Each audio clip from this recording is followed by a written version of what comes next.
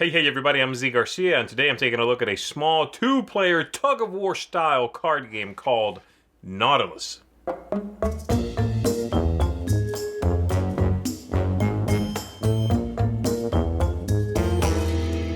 In this game, Captain Nemo is looking for a first mate, and you are going to be competing over different cards that are domains important to Captain Nemo in order to win that position.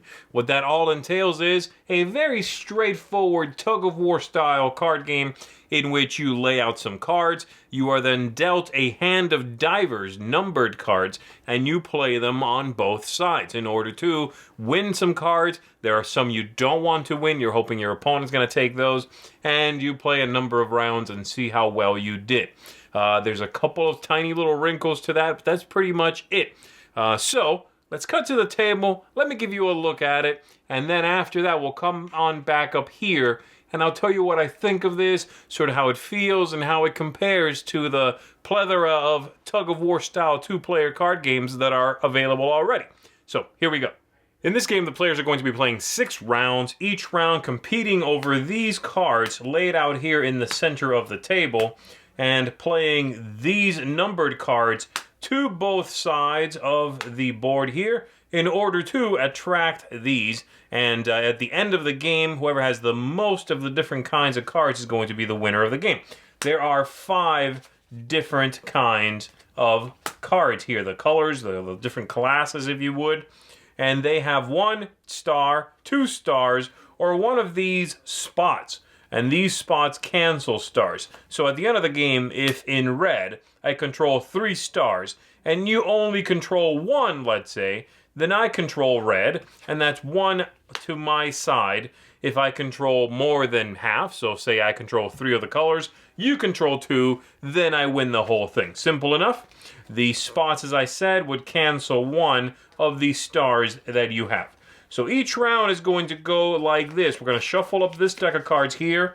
We are going to lay out 5 in the center between us, and we are going to pick a start player. So let's say I'll be the start player. We're going to shuffle up this deck of divers over here.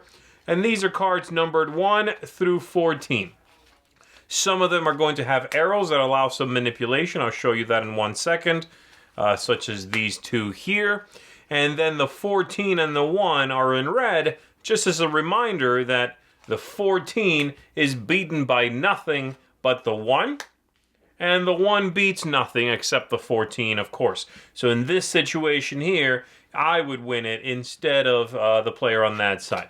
So we're going to shuffle these up. We're going to deal out 5 to each player. And then we are going to... There we go. Then we're going to, from this special little deck of cards over here, we're going to grab 2, whoever the start player is. I look at both, and I give my opponent 1. And these do a variety of things. So for example, these 2 specifically, this is a 0 to be played out just like a diver card. This one allows you to draw 2 extra cards from the deck here and keep one of those 2 in your hand. And so for example, I might keep the 0 and give that to my opponent who uses it immediately in order to draw 2 of these cards, and they'll keep that one, let's say, return the other one to the top of the deck. And then we start playing. Now, in this game, I can play to either side of the board.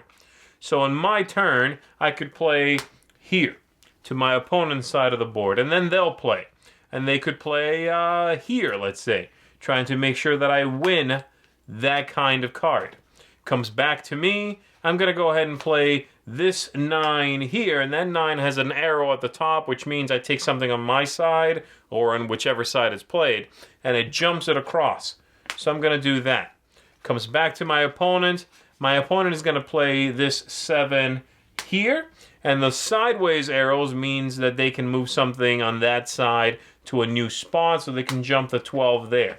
Comes back to me. I'm going to go ahead and play the 0 right here to try to make sure I don't win that. My opponent's going to go ahead and play the 1 there, or rather on their own side. Comes back to me. I'm going to play the 14, forcing them to win this because I don't want that card. Goes back to them. They are going to go ahead and play this one there, jumping the 2 across. I'll go ahead and play. I'm going to play the... I'm going to go ahead and play the 4 there, and then they play the last card. And unfortunately for them, both the cards they have are higher than the 7. That's not good, because they're going to have to be forced to give me that card. Once that's done, anything we have remaining in our hands would just be discarded, and we figure out who gets which cards. So 14 and 1, the 1 is the 1 card that beats the 14.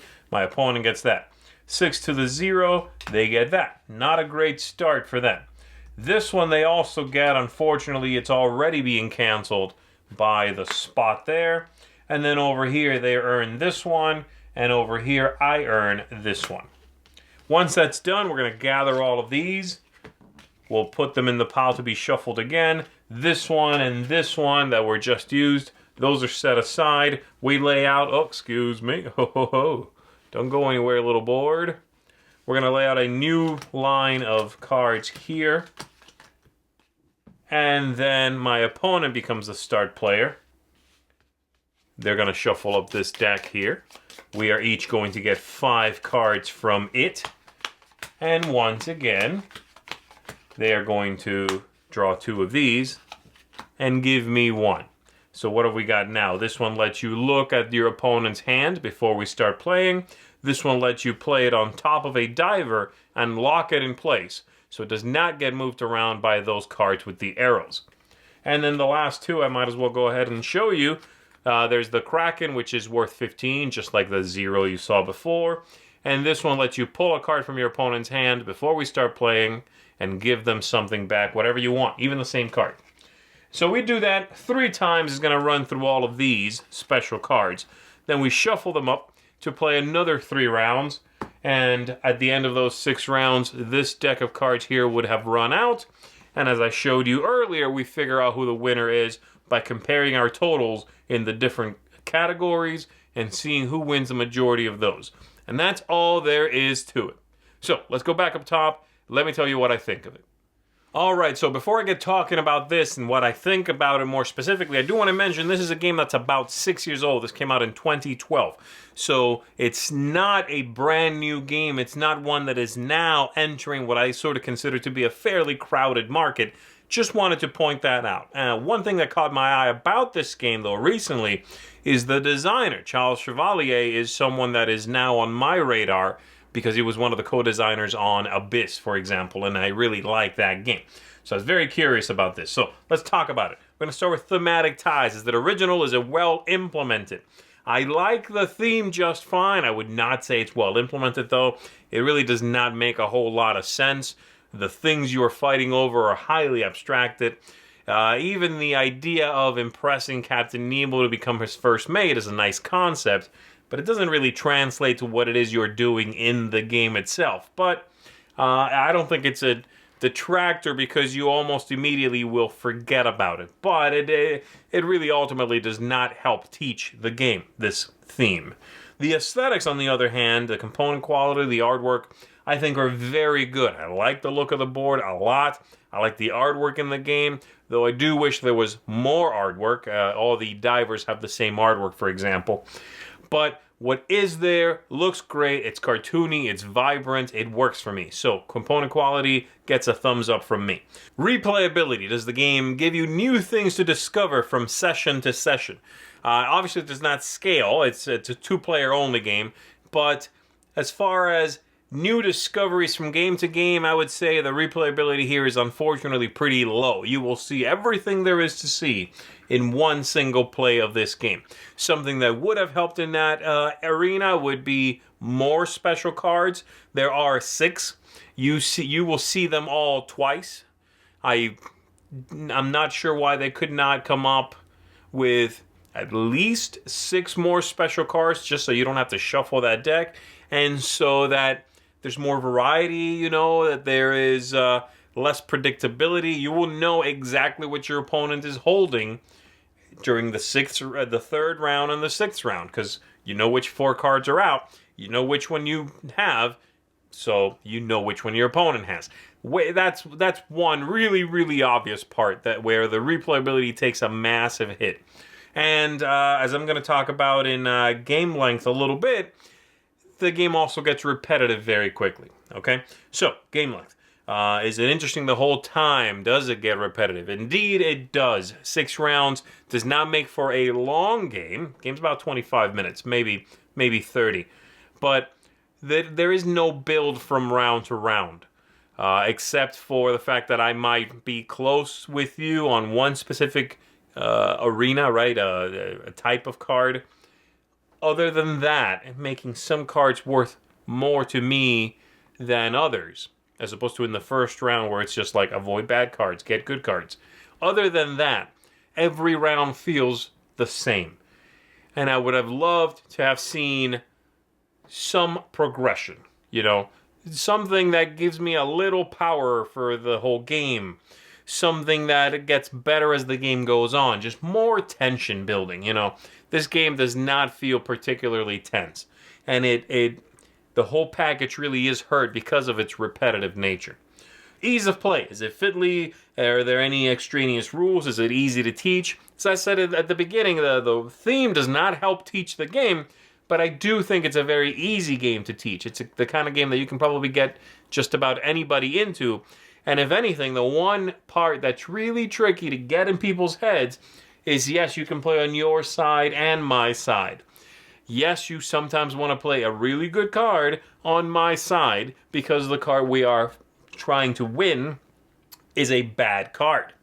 That takes half a game or so to sort of click for you to go, right, okay, yeah, I can stick you with a bad card. And in fact, it's the cards clumped in the middle that have the arrow powers, which is a good design choice, right? Because the high cards and the low cards are equally powerful, seeing as to how I can play on your side.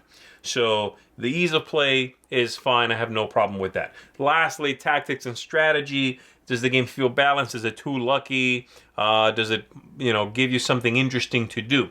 I think it does. Now, in a very small scale, right? The choices here are pretty straightforward, and the what's a good move, what's a bad move will become apparent quickly. I do like the little bit of feeling of playing chicken a little bit. If you're dealt a hand of cards that has those arrows, how long do you wait to use them? Way too long, and there will be no empty spot that's ideal for a card you want to move to, to a new spot. Do it too quickly, and your opponent might have a card with the same power that can respond back to you. And this happens all the time, right? You play a great card on your side as the opening move. I play one on your side as well and jump that card over to my side. You then immediately respond with a very similar move and just jump it right back. So when you do something like that is important. It's tricky. I like that feeling. The rounds are tight. All 6 rounds feel the same, but they do feel good each in and of itself. The choices and the interest there is nice. Now the game's not highly strategic. There are some tactics, and I definitely feel they are all hindered by those special power cards. They lack surprises. They suggest themselves immediately. A really high card, a really low card. I get to look at your hand. I draw a new card. I steal a card. Those are all, we've seen that. In every game that has cards with special powers, we've seen those. I would have loved to have seen something a little splashier, something a little different, okay?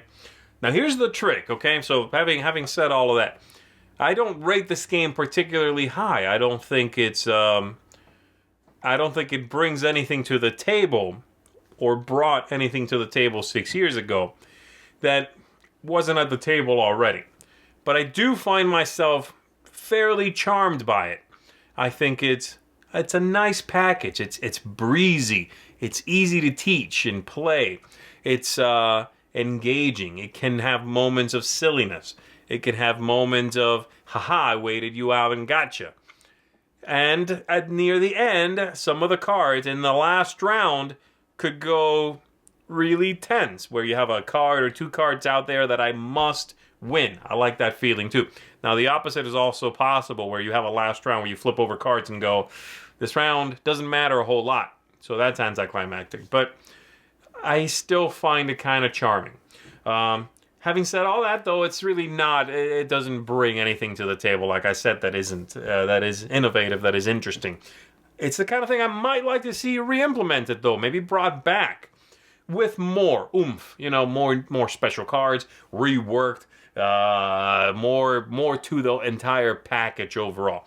As it is now, if you already have several of these kinds of card games where you're playing the tug-of-war, and you spot this somewhere, you can probably safely pass it by. Maybe keep an eye out if they ever reissue it, if they rework it, But as it is, right here, it's just okay.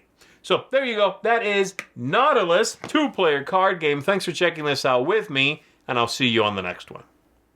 Thanks so much for watching the Dice Tower videos. Find more great videos and reviews, as well as our top-rated audio podcast at Dicetower.com.